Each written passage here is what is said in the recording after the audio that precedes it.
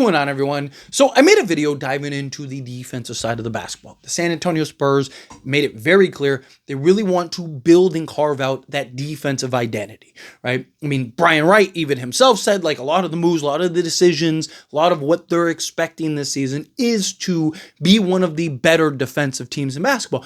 They have the pieces. I mean, De'Aaron Fox can be a great defender. Right, obviously Victor Wembanyama, as long as he plays 65 games, I think the general consensus is like, hey, he's gonna win, Defensive Player of the Year probably every year as long as he plays 65 games. Got guys like Jeremy Sohan, Harrison Barnes, Devin Vassell even can be good defensively when he actually buys in and actually tries on the defense side of things. Carter Bryant looks like he's game ready to defend and be a defensive stopper right out the gate. Obviously, we got to see him summer league and actual NBA player, very different things, but he looks every bit the part. Point is, Spurs have the potential to be a very good defensive team, right? Victor Wembanyama is going to help and kind of mask a lot for this team. You don't have to have four other guys that are elite defensively. You just need them to be serviceable because Wemby is so good, covers so much ground that he's going to be able to mask a lot. You just need everyone else to be able to hold their own and not put him in these like tough positions, possession after possession after possession. But the real concern is just the offensive side of the ball, right? Now, obviously, De'Aaron Fox, he can go and generate buckets. He's also been one of the most clutch players in the league every year, right? He's also one of the best fourth quarter scorers in the league every year. He's a guy that can definitely go get buckets. Victor Wembanyama, I'd like to see, can he start inching closer to that 30 a game range? My concern with Victor Wembanyama, though, is just he wants to take like 8 to 10 threes a game, right? And if he was shooting 40%, it's like, yeah, let him fly. But he's not there yet, but we'll see how that goes this year. Also, now having De'Aaron Fox might maybe he'll be more willing to kind of get to the basket, operate and run in some pick and roll action a little more because you have a guy in a De'Aaron Fox. So we'll see. See how that plays out. But those two, I'm not really too concerned about offensively.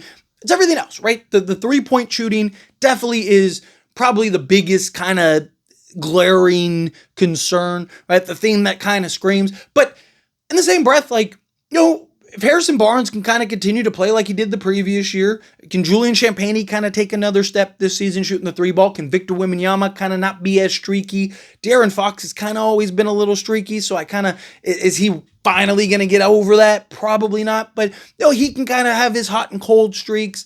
You got guys like Kelly Olynyk that could spread the floor and knock down the three ball, right? You got guys that, Jeremy Sohan's been working on his 3-point shot all off season, right? Can he just be serviceable? We'll see, but in general, right? It's the offense. Like, I do think that they can be one of the better defensive teams, but can they have the offense to kind of balance out and offset that, right? If they're like towards the bottom offensively, but more towards the top defensively, problem is they'll probably be good, but they're not going to be again, I'm not expecting them to be top 5 offense, top 5 defense, but I'd like them to kind of be, can they be in that maybe top 12 to 15 range offensively, and then top, 8 to 10 defensively, to where it's okay, they're going to be a clear-cut playoff team, right? They're going to have that balance. My concern is that they're top 10 defense and then 25th in offense, right? Or 20th in offense or something like that, right? But I mean, you do have guys like Devin Vassell, right? Can he kind of get back to being Devin Vassell that we know he's capable of being, especially now that he's their option? Got Dylan Harper,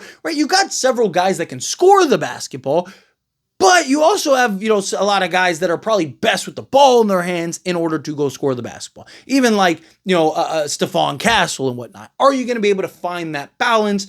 Is Mitch Johnson going to be able to create the offensive play schemes and actions to really kind of open up things for guys? Again, I don't know how they're going to look offensively. I mean, none of us really do. Right? You can paint a picture either way, in my opinion. I think you could paint a picture where it's you're going to have Victor Wembanyama averaging probably 25 plus a night. De'Aaron Fox is going to give you 23 and 8. Or something like that, 23 and 6 a night. No, you're going to have Harrison Barnes going to chip in with like 10 or 12. You're going to have guys like, Stephon Castle chip in with 10. You're going to have Devin Vassell probably average 15, right? Like you kind of go down the list and it's like they're going to be pretty good offensively. But in the same breath, it's like, Victor Wembanyama, if he doesn't continue to improve his three-point shooting, hey, what does he look like? Is he kind of still in that, like, maybe he's in that, like, 23 range? Same thing with De'Aaron Fox. Is there some awkwardness? Are guys going to... Right? Again, like, you can kind of paint the picture either way. I'm hoping that it's kind of like, if it's one extreme or the other, it's at least somewhere in the middle. Because... during the regular season, it's not really as much of a concern. Like, during the regular season, it's you can win a lot of games just through effort and through defensive prowess and, just being good, serviceable offensively. There's a lot of teams that, like, even on their best night, can't score 115 points. So it's like, as long as we can, be around like, 112 and hold this team to like 108, like we'll be fine. Like, yeah, we're not going to be in like the 115 to 120 range like some of the higher end teams, but can we be in that like middle of the pack range? And then, as the years progress, so will the offense. Wemby will improve and get better, and, Dylan Harper will improve and get better, and De'Aaron Fox and, Jeremy Sohan and all these guys. Like, you'll see the improvements, Carter Bryant, like, you'll see the progression. I'm talking about just this year specifically, right? That, are they going to be able to kind of balance both sides? Because I look at this team and I'm like, man, there is a version of this team that is like excellent defensively. That could be one of, if not the best defensive teams in basketball. Because I just think Wemby covers so much ground. Right, De'Aaron Fox, when he's bought in, and especially if he doesn't have to do as much and handle as much like scoring and workload and stuff, right? Like, Stephon Castle, we've seen he can be versatile and kind of be that Swiss Army knife on the defense side of things, right? If they really buy in on the defense side of the ball, I think they could be one of the better defensive teams.